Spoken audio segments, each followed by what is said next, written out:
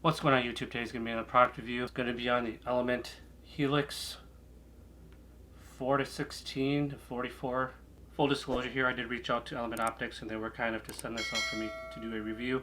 Just want to say thanks. Shane over at Element Optics has been nothing but great, really responsive, really good people over there. Just going to do a quick unboxing, just a few specs and what I think about it. I'll be doing a shooting video on this in the future. It'll be mounted on my AR-15, so keep an eye out for that. But let's bring you guys in closer to see what the scope is all about. Alright, so that there is the Element Helix.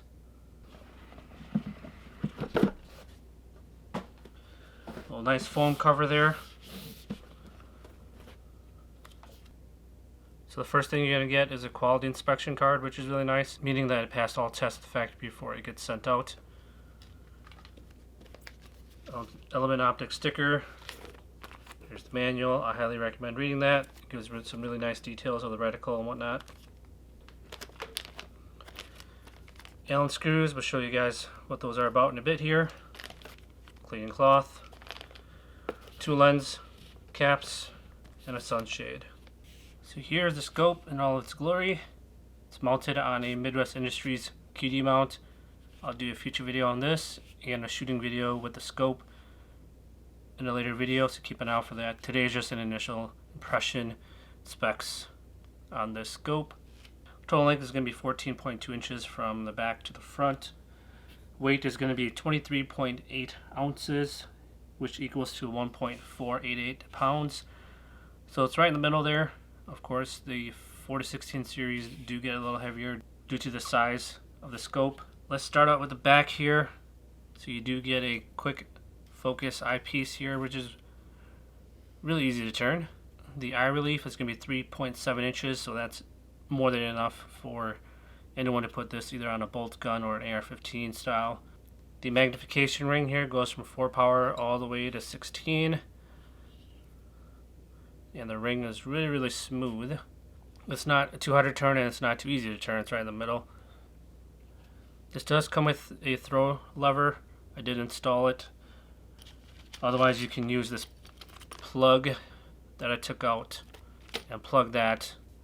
So if you're shooting a bolt gun and you run this at full magnification, sometimes the bolt does hit this knob. On my other Element Helix, I did have to take that knob out just because it sits lower on my Bergara. And when the bolt comes up, it hits this, so just keep an eye out for that. Moving forward, it is a 30mm main tube, which means that you're going to get more adjustment out of these turrets and just get a little bit better light input.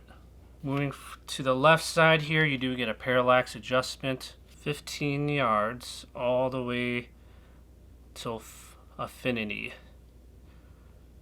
And the reason why it goes from 15 is because these are mainly used for air rifles. Now don't let that scare you. Like I mentioned in another video, they do go through a 50 BMG simulated test, meaning that they put this through some rigorous testing and it has passed with flying colors. So these can be used on bolt guns or air guns. I have another Element Helix on my 300 Win Mag and that's held up great.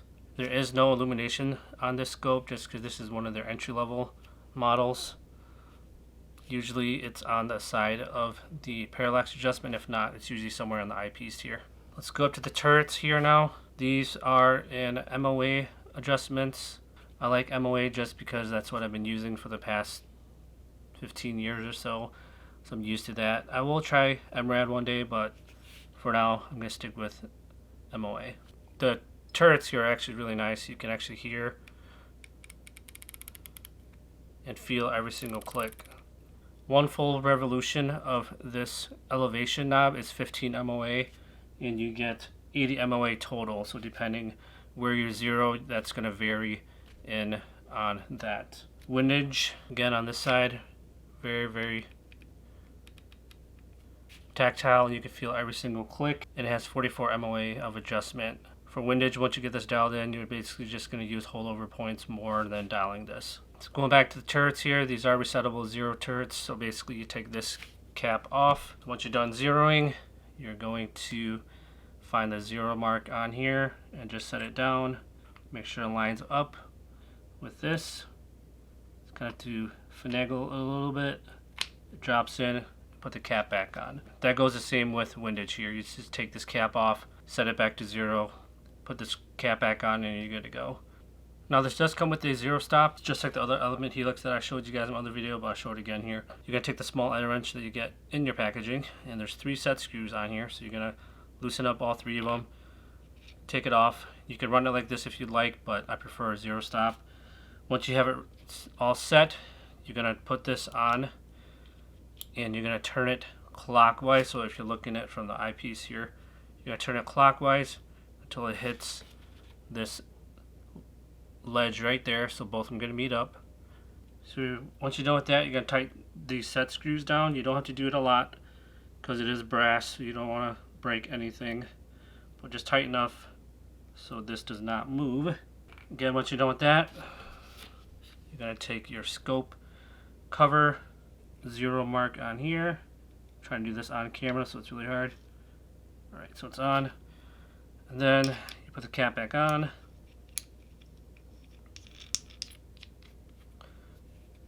Tighten it down, and you can dial up as many MOA as you need, come back down, and there's a really hard 0 stop.